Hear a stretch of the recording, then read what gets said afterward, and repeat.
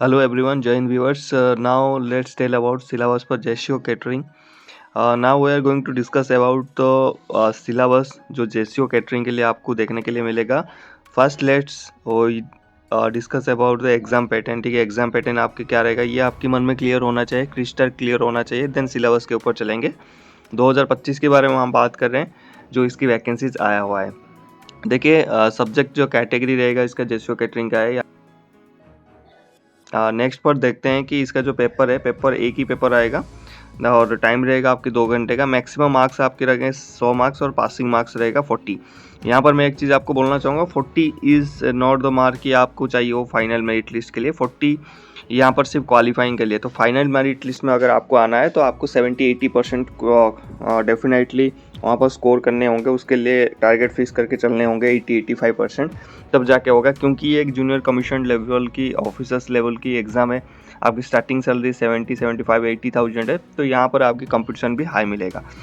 Question आपको 100 marks में एक मतलब हर एक क्वेश्चन को 1 मार्क्स मिलेंगे और नेगेटिव मार्किंग -0.25, यानी 4 क्वेश्चन गलत होने पर आपकी 1 मार्क कट हो जाएंगे.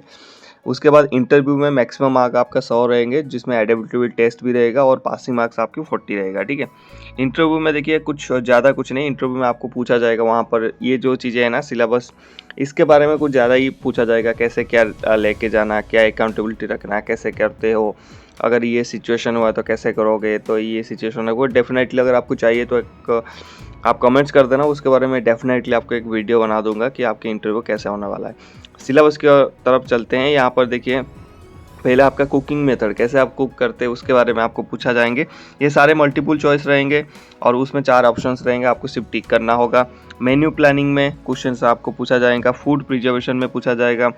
Selection and storage of food, hygiene and sanitization of cook house को कैसे आप सैनिटाइज करके रखोगे, साफ़ सफाई करोगे.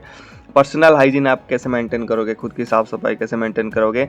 Safety measures of LPG gas वहाँ पर यूज़ होंगे मेस वगैरह में, ऑफिसर्स मेस में, तो वहाँ पर कैसे उसको एलपीजी वगैरह को कैसे आप ठीक ठाक रखोगे. बैलेंस डाइट फॉर एडल्ट्स, अगर किसी को बैलेंस डाइट करना है तो उसकी प्लान आप कैसे कर सकते हो, कैसे आप उसको डाइट सजेस्ट करते हो. डेफिनेटली ये सेम आपको वहाँ इंटरव्यूअर ऑफिसर जो रहेंगे, आईओ जो रहेंगे, इंटरव्यूअर में भी यही पूछा जाएगा आपको. ठीक है, उसके बाद फूड कलर्स के बारे में पूछा जाएगा. इंग्रेडिएंट्स के बारे में पूछा जाएगा.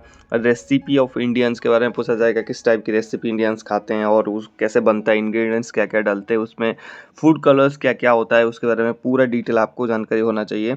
चाइनीज़ एंड कॉन्टिनेंटल डिशेस जितने भी है उसके बारे में आपको जानकारी होना चाहिए. Kitchen equipment and types of चूल्हास, कितने चूल्हे होते हैं, किचन इक्विपमेंट्स में क्या क्या चीज़ें आता है उसमें बारे में आपको डीप नॉलेज होना चाहिए.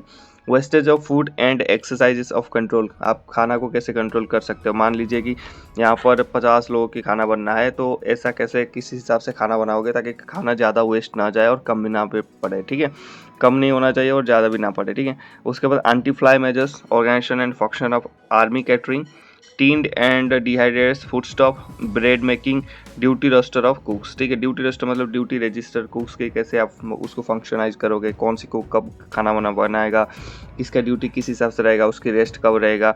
उसके बाद ब्रेड मेकिंग आपको आना चाहिए, ब्रेड कैसे मेक करते हैं. ठीक है, उसके बाद ये सबसे एक बड़ा दिया है organization of function of army catering.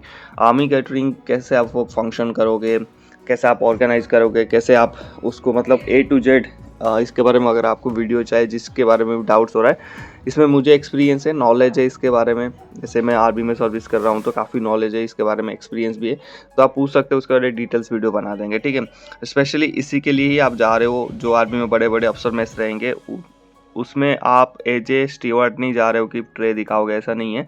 आप वहाँ पर मैनेजमेंट के लिए जा रहे हो. सिंपली ये ध्यान रखना, हर एक चीज़ आप मैनेज करोगे, इसलिए आपको एक स्टार अधिकारी रैंक दिया गया है, that is called JCO junior commission officer. आपके हवलदार सिपाही में नहीं जा रहे हो. ठीक है, तो इसलिए वहाँ पर आपको रेस्पॉन्सिबिलिटी यानी जिम्मेदारी लेना पड़ेगा और उसी के हिसाब से ये क्वेश्चन है.